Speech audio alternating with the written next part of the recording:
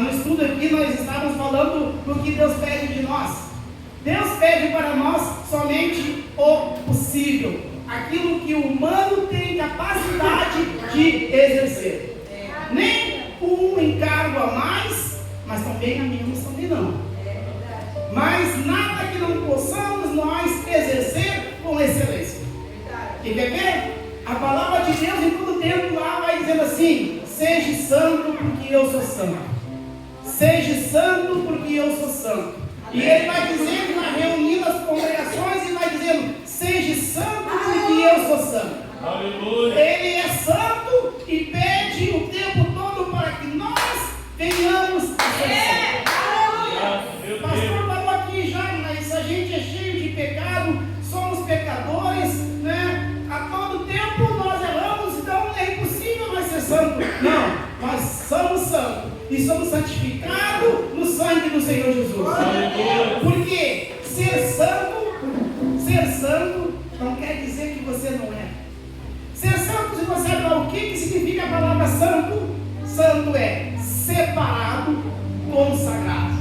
Então nós somos um pouco diferentes, nós somos separados e consagrados para o Senhor. O Senhor diz então: seja consagrado, seja separado, seja diferente, porque eu sou diferente. Mas agora o Senhor não diz para ti assim: seja perfeito porque eu sou perfeito. Veja bem, ele diz: seja santo porque eu sou santo. Mas ele não diz para você: seja perfeito porque eu sou perfeito. Aleluia. Não, a palavra de Deus nos ensina que a gente dia a dia vai vivendo uma perfeição em Cristo Jesus. E ao longo do tempo vamos nos aperfeiçoando em sua palavra, no seu amor, nos seus ensinamentos. Aleluia. Até que um dia, quando chegar o reino de Deus, aí então nós seremos como Ele é. Incorruptível, né? Livre de pecados. Teremos o corpo que Cristo tem, um corpo então voltado à perfeição. Veja que maravilha. Então, você que está aqui essa noite, o Senhor não te pede nada a mais do que você é capaz de fazer. E quando eu entrei aqui esta noite, eu sempre entro, né, com o coração assim, borbulhando de palavras para dizer, sempre tem alguma coisa para falar, mas eu entrei aqui esta noite e digo: Senhor, meu coração está vazio. Embora eu tenha estudado a palavra de hoje, meu coração está vazio. Mas ele está vazio aqui, Senhor, para que o Senhor venha transbordar esta noite. Para que o Senhor venha preencher este vaso. Para que o Senhor venha fazer cair a unção, mas não só sobre mim, sobre toda a tua igreja. E que meu coração está vazio para receber o que há de melhor de ti esta noite, Senhor. Glória a Deus. E também eu pensava em meu coração, a palavra que eu escolhi parecia tão vazia, tão simples, sabe? Tão singela a palavra. E eu disse: Senhor, será que é essa mesmo, tão simples, tão singela, tão pequena? E aí chega aqui, primeiro versículo que o pastor abre ali, Isaías 53, que vai fazer exatamente, se os irmãos vão analisar exatamente o que está dentro da palavra de hoje. E os irmãos vieram trazendo, né? Vieram trazendo aqui as suas palavras, trazendo aqui tudo se dirigindo à palavra de hoje. Glória a Deus. Que o Senhor levou sobre nós as suas dores, sobre ele as nossas dores, né? Ele levou sobre si as nossas pisaduras, nossas dores, nossas enfermidades. E o pastor destacou: qual enfermidade se eu ainda banquejo no pé? Qual enfermidade se eu ainda tenho dor na coluna? Qual enfermidade se eu tenho aqui, né, o carpo, aqui o pulo de carpo que me dói desde os 17 anos de idade? Qual enfermidade que ele levou se eu tenho aqui cálculo renal? Se eu tenho pressão alta? Né, se eu tenho diabetes? Então qual enfermidade? A enfermidade da única doença que não tem cura neste mundo, porque pode levar à morte espiritual. É verdade. Todas as doenças que nós adquirimos nesse mundo, ela nos leva a uma morte física momentânea, A enfermidade que o Senhor levou sobre si é aquela que nos leva para uma morte eterna. Aleluia. Então essa é, né, a pisadura a qual Ele levou sobre si. Aleluia. Qual enfermidade Ele levou? E a palavra hoje que eu quero trazer é o meu bem mais precioso. Aleluia. Quando nós entendemos e compreendemos qual é o nosso bem mais precioso, então nossos olhos eles vão se abrir, nossa mente vai se expandir e tudo mais será apenas um jugo leve e suave de suportar. Tudo mais que fizermos ao Senhor, nós faremos então com alegria, com suavidade. Como diz assim um bom navegador, de vento em polpas. E o barco vai. Aleluia. Então, estamos excluídos de sofrimento? Estamos excluídos de amarguras, de problemas? Veremos o que é a promessa do Senhor. Glória a Deus. E antes eu quero falar que, amados irmãos, estava buscando ali no meu banco ali, pedindo a presença do Senhor. O pastor também falou que tinha ainda muita gente calada. Eu quero dizer que uma vez eu já falei para os irmãos aqui que aplaudir, quando nós aplaudimos o Senhor, a gente chega a dizer com aplauso, nós, né, que frequentai a noite, né, aplaudir o Senhor. O que significa aplaudir?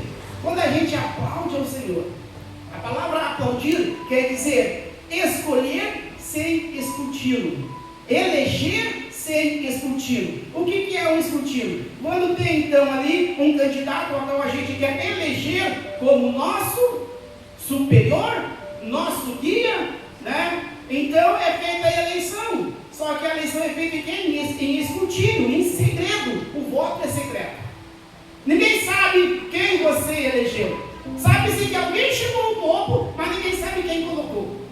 Agora, quando a gente aplaude, é eleger sem escrutínio, quer dizer, é eleger de maneira clara, de maneira que todos sabem, sem segredo. Quando a gente aplaude o Senhor, a gente está elegendo sem escrutínio, a gente está elegendo sem segredo, tornando público que o Senhor é nosso rei, tornando público que eu escolhi o Senhor como meu rei, meu Salvador, meu Senhor, meu mestre, meu guia, meu governante. Então agora eu peço para a igreja junto, vamos dar uma salva de palmas e dizer glória a Deus.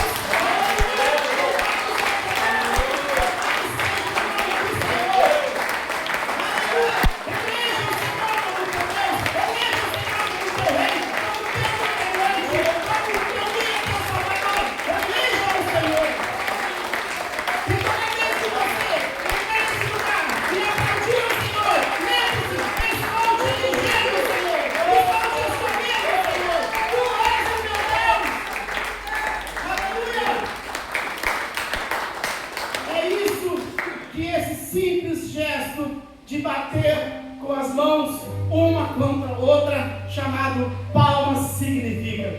Veja que maravilha e que poder há num simples gestos. Então, por mais que a gente pense às vezes que é um simples gestos, é uma coisa tão pequena, tão simples, não. Um simples detalhe, ele chega com uma grandeza na presença de Deus. Um simples detalhe, você pode ser abençoado para a vida toda, ou pode então se perder para a vida toda. Louvado é o nome do Senhor. Dito isso, vamos entrar então na palavra de Deus. Meu bem mais precioso. Aleluia. Vamos começar então com um versículo bem conhecido, mas também que ultimamente ele anda bem comentado.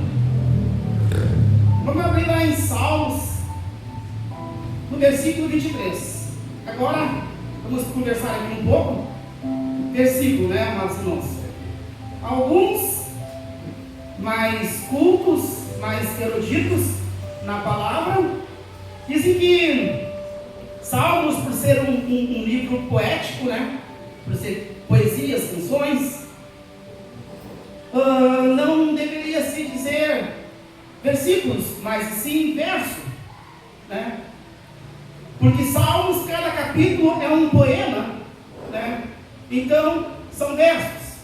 Mas por fazer parte da Bíblia e os seus versos estão divididos em números, também pode se dizer versículo. Então, quem fala que é verso está correto, quem fala versículo também.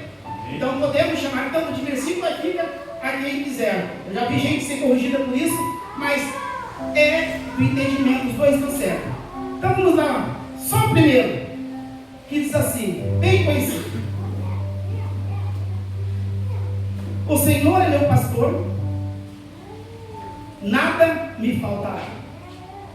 O Senhor é meu pastor, nada me faltará. Podem sentar, em nome do Senhor Jesus. Louvado o nome do Senhor. Glória a Deus.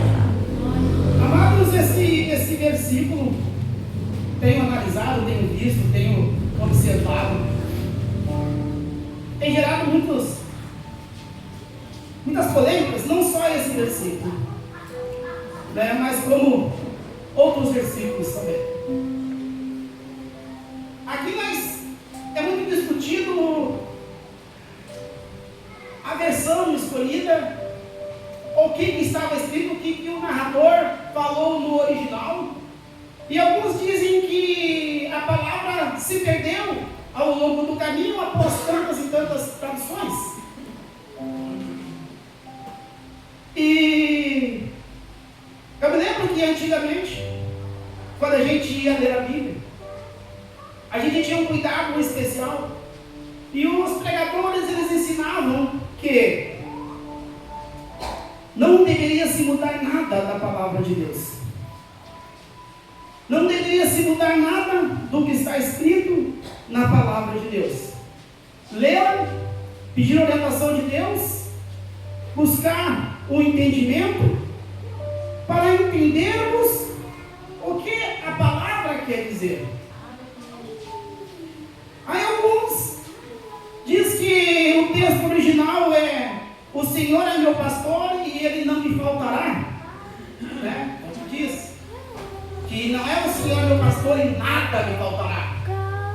Ele não me faltará nas horas de angústia, de tristeza. Alguns dizem assim, ok? E quando eu era mais moço, hoje se discute bastante a respeito das expressões bíblicas, e muito se debate que as traduções estão erradas, que a palavra foi adulterada, que a escrita não é mais a mesma, e ao longo do caminho ela foi se perdendo. Só que daí eu me lembro que os pastores antigos diziam assim, que lá em Mateus 15, 18 está escrito assim, né? Que 15, 18 está escrito, vamos lá ver que 15, 18 está escrito. Mateus 15, 18. Veja que interessante. Fonte de estudo. Mateus 5, 18, desculpa, não é 15, 18. 5, 18 diz assim, né? Deixa eu achar aqui. Em verdade, vos digo que até que o céu e a terra se passem, nem um jota e nem um tio se omitirá da lei. Nem um jota e nem um tio se omitirá da lei, sem que tudo seja cumprido. Verdade, verdade, eu digo que até que os céus e a terra passem, nem um jota e nem um tio se tirar. Aí eu também usava essa argumento, meus irmãos, mas aqui a palavra de Deus está se relacionando à lei, aquilo que era antes de Jesus, que nem um jota, nem um tio se tiraria da lei, sem que tudo estaria cumprido. Então, quando Jesus morre na cruz, tudo isso então já ficou obsoleto, já foi retirado, não precisa mais. Pode-se então alterar, ok? Só que lá em Apocalipse 22, 18, vamos ver o que diz Apocalipse 22, 18, para não ficar só nas nossas palavras. Diz assim, 22, 18: eu advirto que todo aquele que ouvir as palavras dessa profecia, deste livro, se alguém acrescentar alguma coisa, Deus lhe acrescentará as pragas que estão escritas neste livro. Se alguém tirar quaisquer palavra, do livro desta profecia, Deus lhe tirará a sua parte na árvore da vida e da cidade santa que estão escritas neste livro. E eu dizia, né, que os pastores diziam que não podiam mexer em nada na Bíblia. E eu usava, mas veja bem, pastor, tem teimoso com ela. Aqui está falando deste livro. A Bíblia é um conjunto de vários livros. E deste livro, óbvio que é o livro de Apocalipse. Então é deste livro que não pode tirar nem acrescentar nada e nem tirar nada. Lá em Mateus, não é, né, da Bíblia, mas sim da Bíblia hebraica, da antiga escritura escrita da lei. Ok? E eu pensava assim, viu, não há alteração na palavra de Deus. Foi alterada. Só que Timóteo 3,16, corrija aí quem está escrito assim, que toda a palavra é inspirada por Deus. Toda a palavra de Gênesis a Apocalipse é inspirada por Deus. Aleluia. E ela é apta para ensinar, para corrigir, para instruir na sabedoria e na justiça. Toda a palavra é inspirada. E aí eu fui a fundo, como é inspirada? O que é inspirar? Inspirar, respirar. Então, a palavra é inspirada. E alguns dizem que a palavra é o sopro de Deus. Toda a palavra é o sopro de Deus. Então Deus sopra, o homem respira. Deus sopra, o homem respira. Olha, se toda a palavra é inspirada, é o sopro de Deus, a qual homens do passado inspiraram, receberam, ou seja, Deus soprava no seu ouvido, Deus soprava no seu coração, Deus soprava no seu espírito, e o homem foi escrevendo. Aleluia. Ah, mas sim, foi lá naquele tempo, depois houve as traduções. Só que, amados irmãos, o meu Deus não é um Deus de confusão. O meu Deus é um Deus imutável e diz que a sua palavra não muda e não mudará. Isso é Bíblia, toda a Bíblia, toda a palavra, ela é apta para instruir, é inspirada por Deus. Toda a palavra está corretíssimo. Como assim? O Espírito Santo de Deus quis que estivesse até chegar a mim, até chegar a você. Aleluia, Deus. A palavra de Deus é perfeita, embora que venham alguns teólogos, né, a discutir que as palavras não estão exatamente como estão, que no hebraico quer dizer alguma coisa e depois foi traduzida para outras coisas. Amados, a primeira tradução da Bíblia foi feita por Martinho Lutero, e Martinho Lutero já tinha ali a Bíblia latina, a Vulgata. Ele podia muito bem pegar a Vulgata ali e passar e traduzir para o alemão, só que não. Quando ele começou a traduzir a Bíblia, ele foi na raiz. O Antigo Testamento pronto, pegou o hebraico e aramaico. O hebraico, ele traduziu direto do hebraico aramaico, não da Vulgata latina, da palavra que já estava lá nas bibliotecas judaicas, guardada, não foi alterada. E aí o Novo Testamento do grego, que era o que os apóstolos usavam naquele mundo, né, grego-romano, para a pregação. Então ele deu uma olhadinha na Vulgata lá, mas não se inspirou, não pegou nada de lá. Ele procurou os textos originais para ser o mais correto, o mais, né, vamos dizer, uma coisa autêntica possível, para chegar para mim e para você. Tá, mas isso em alemão. E eu fui ver também a Almeida.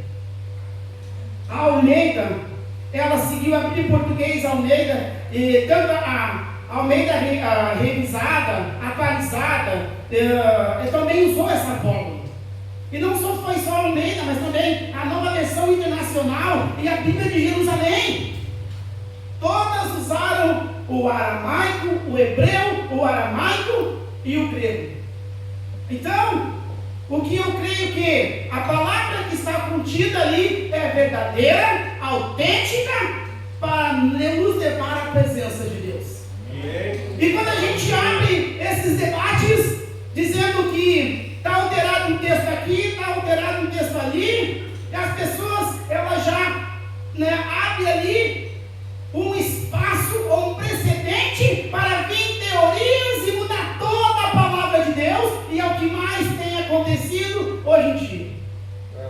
Hoje em dia levanta-se aí na internet discussões de teólogos, discutindo a palavra de Deus, e aí um fala do grego, fala do latim, e diz que está errado, e um corrige, se degladiam entre eles, querendo um provar que o outro está errado, e não provar que a palavra é autêntica. É verdade.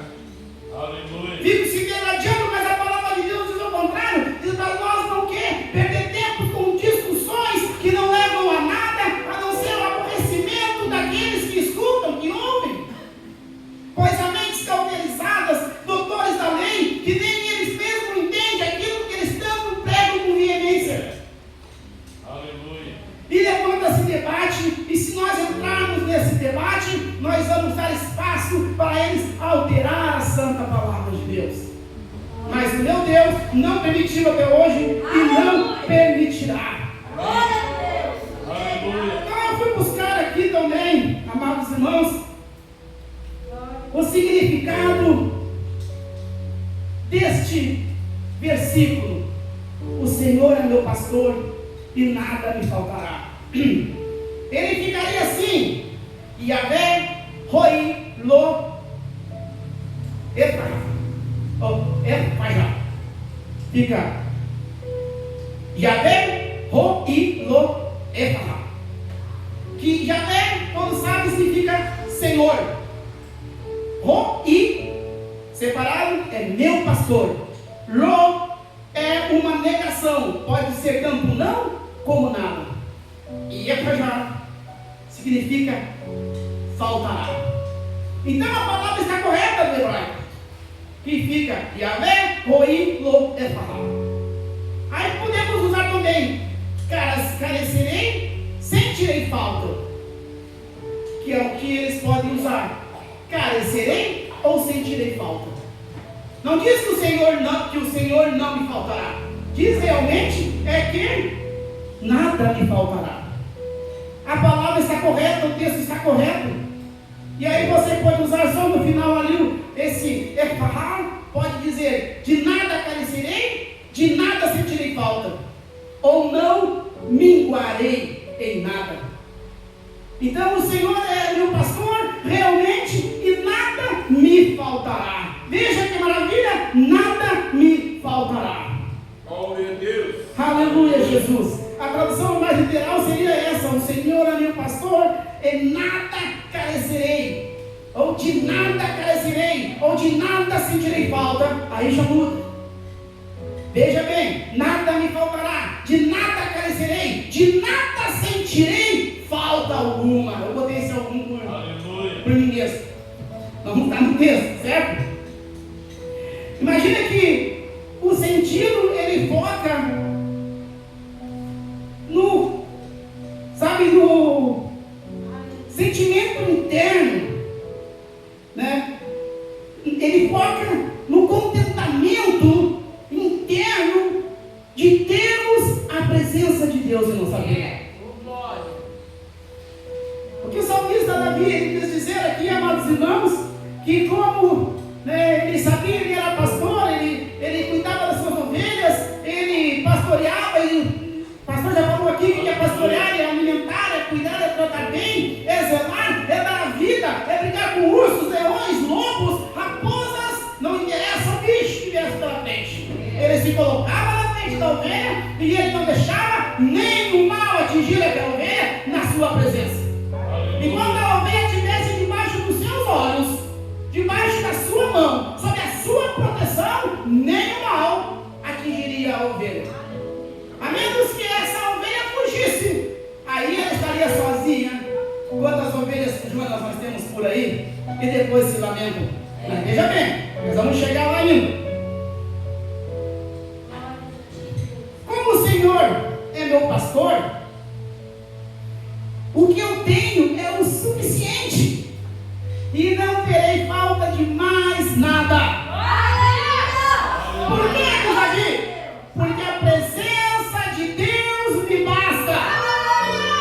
Aí entra no segundo verso ou versículo. Mesmo se eu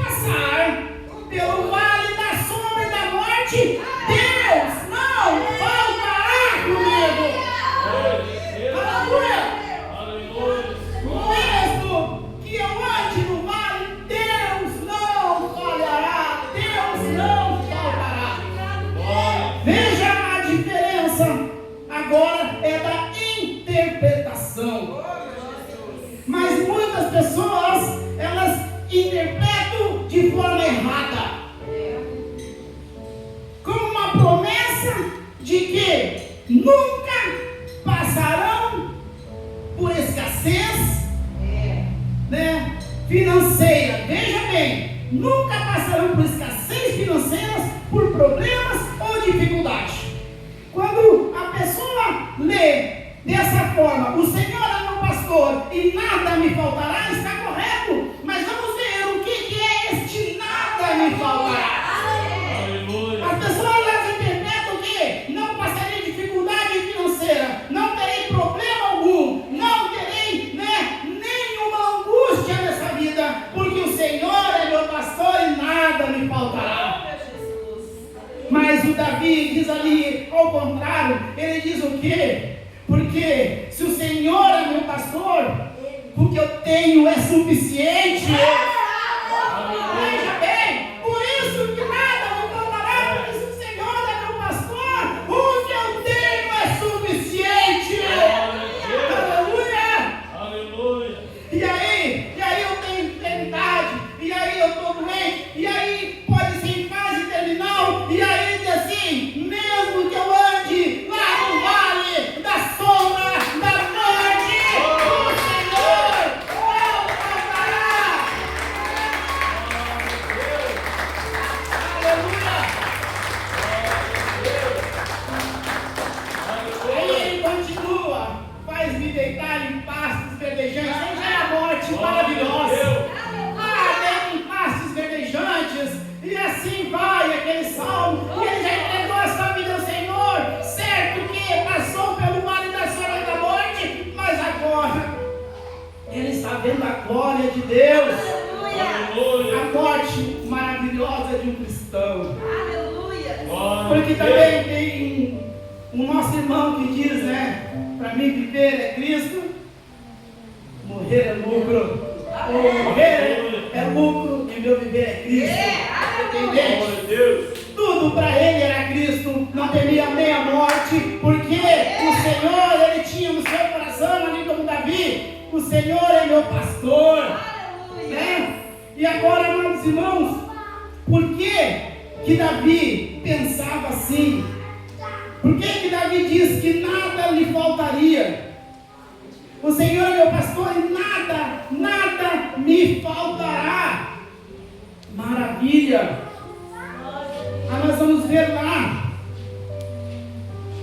em Salmos mesmo 16, um pouco antes, Davi ele já revela, porque a minha alma disse ao Senhor, Tu és o meu Senhor, e não tenho outro bem além de Ti.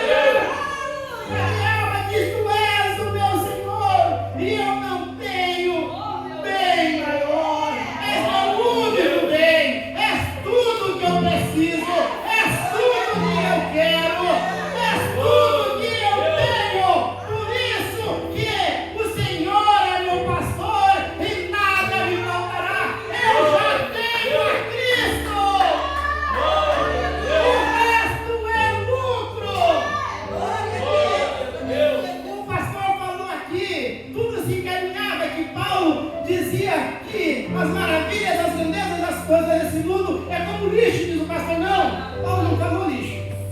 Lixo é reciclável. Paulo falou o que? É cocô, é esterco, não vale nada. Lixo tu pode pegar ali o papelão, o plástico e ali o que tem e reciclar. Aquilo é jogado na terra, ele compara a esterco, porque Paulo tinha em Paulo o mesmo espírito que havia lá em Davi, que reconhecia que o Senhor é tudo. É o bem mais precioso.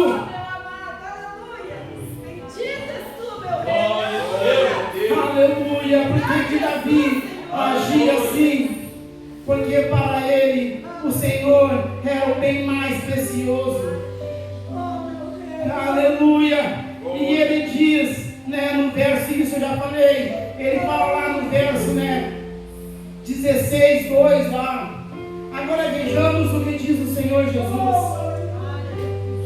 Agora saímos do Antigo Testamento, deixando Davi de lado, vamos ver o que o Senhor diz. Glória a Deus. Aleluia, Jesus. Mateus 6,33.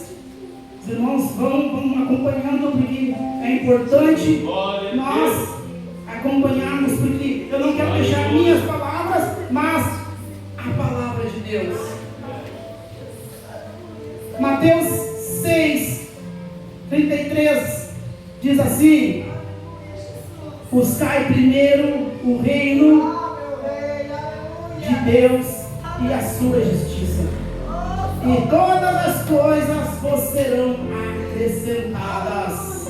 Glória a Deus. Buscai primeiro o reino de Deus e sua justiça, e todas as coisas vos serão acrescentadas. Aleluia. Glória a Deus.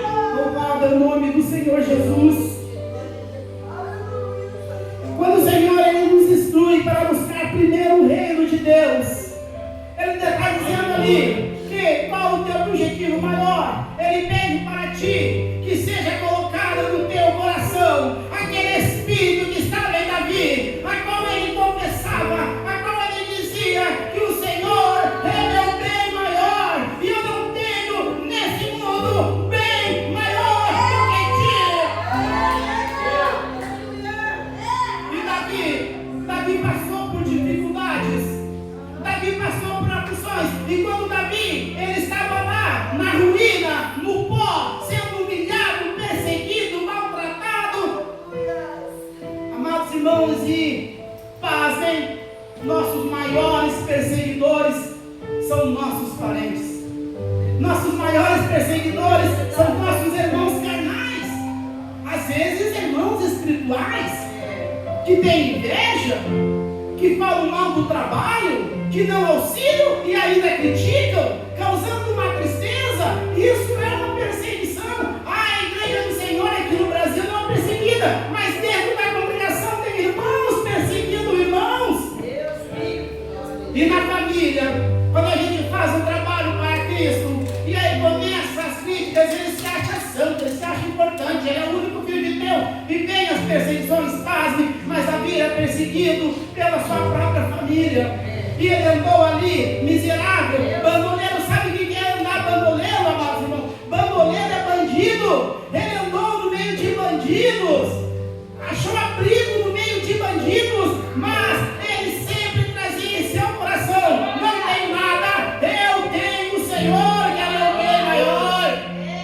Eu tenho Deus, eu tenho o meu pastor, que nada me faltará.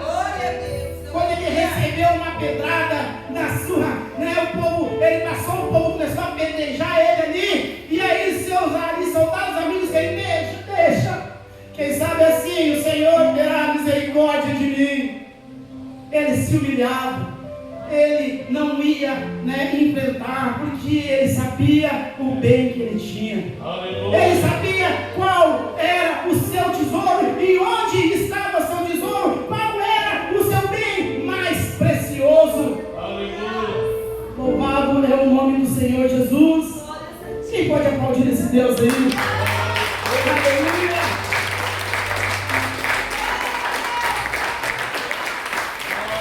Louvado é o nome do Senhor. Glória a Jesus. Louvado é o nome do Senhor. Glória a Deus. Tem um homem que falou lá em Coríntios 12, segundo Coríntios 12, versículo 9, tem um certo cidadão qualquer ali, que ele falou uma coisa. Vamos pegar no 7.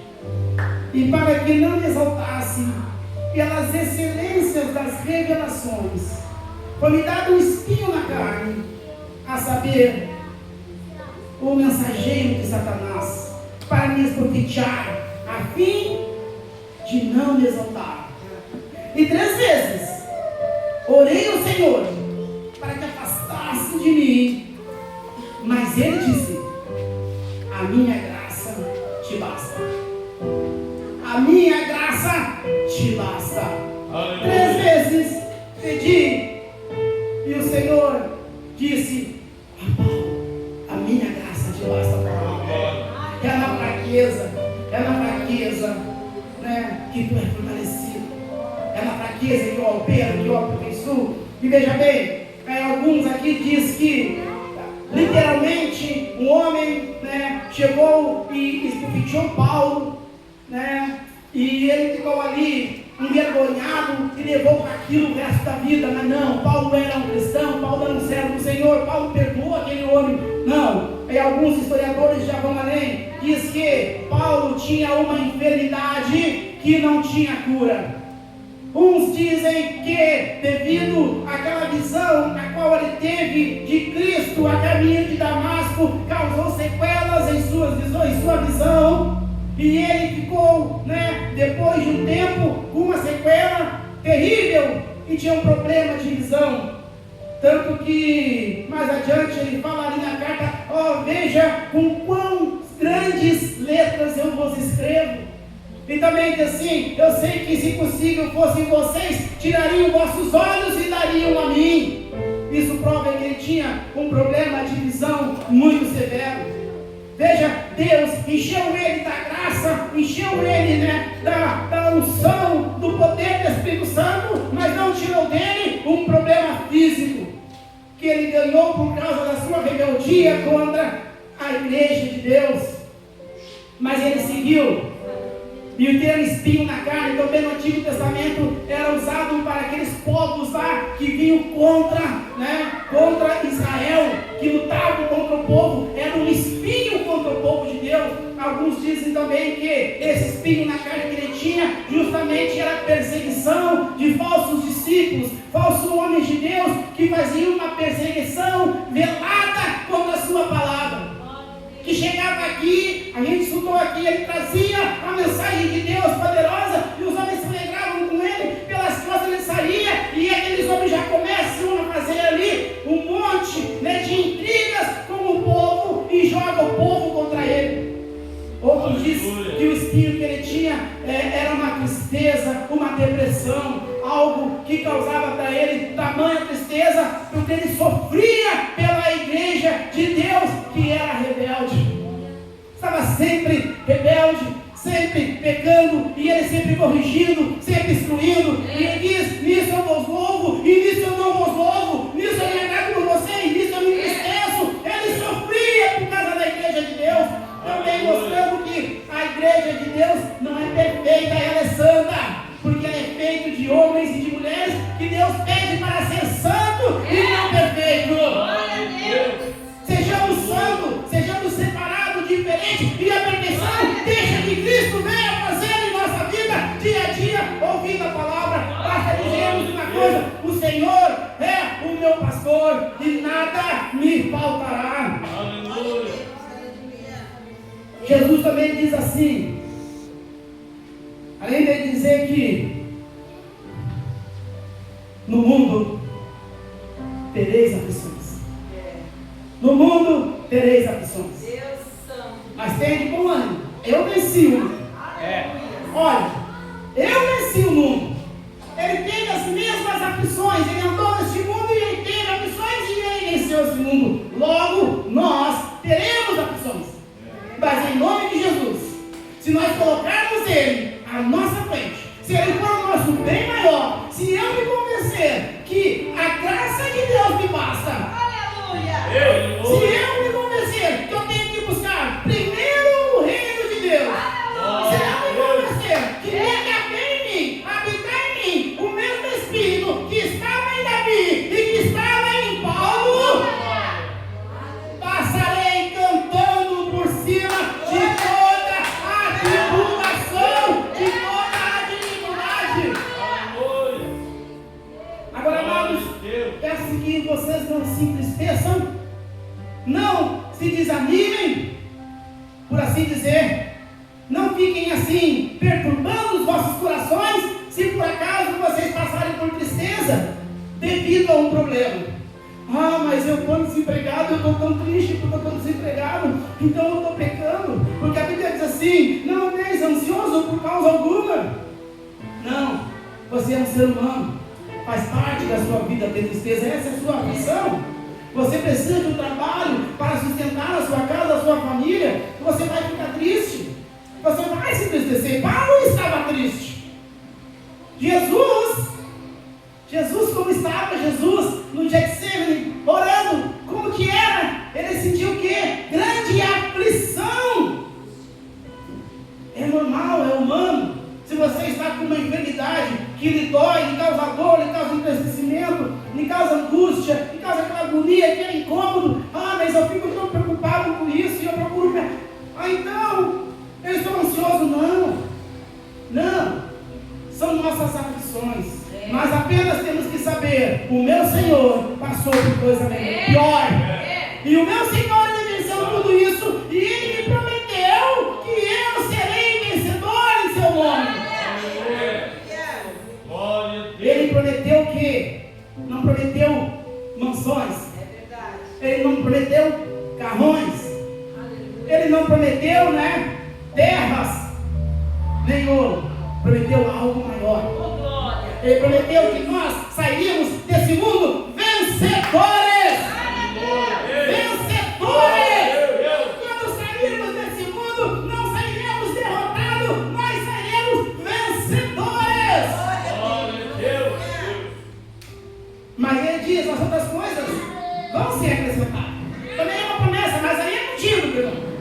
Aí é contigo. Aí é levantar de manhã, é procurar, é sentar no é ir atrás.